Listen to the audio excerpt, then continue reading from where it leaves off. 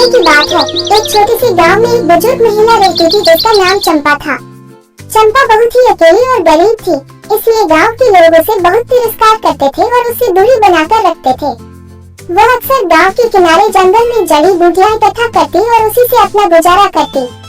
गांव वालों को चंपा से अजीब सा भय लगता था।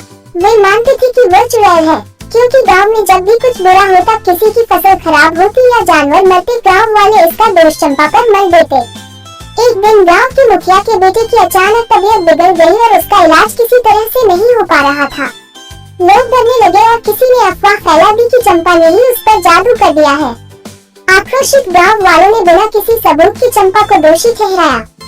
वे चंपा के घर पहुंचे और उसे गांव से बाहर निकालने का निर्णय लिया। वीर ने उसके घर में आग लगा दी और उसे जंगल की ओर भगा दिया।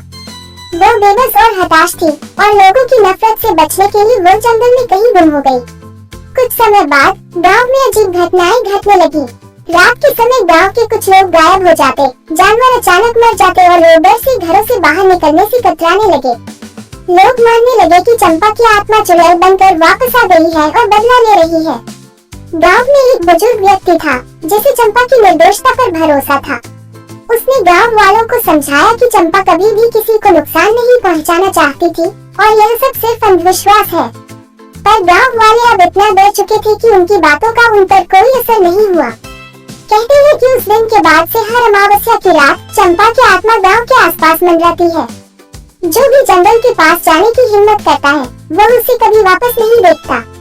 लोग अब भी उस जंगल से डरते हैं और कहते हैं कि चंपा की चुड़ैल की आत्मा अब भी वहाँ भटक रही है, अपने ऊपर हुए अन्याय का बदला लेने की प्रतीक्षा में। ये कहानी भले ही एक अंधविश्वास हो, लेकिन यह इस बात की याद दिलाती है कि समाज में कैसे कभी कभी गलतफहमियां और अंधविश्वास इंसानियत पर हावी हो जाते हैं।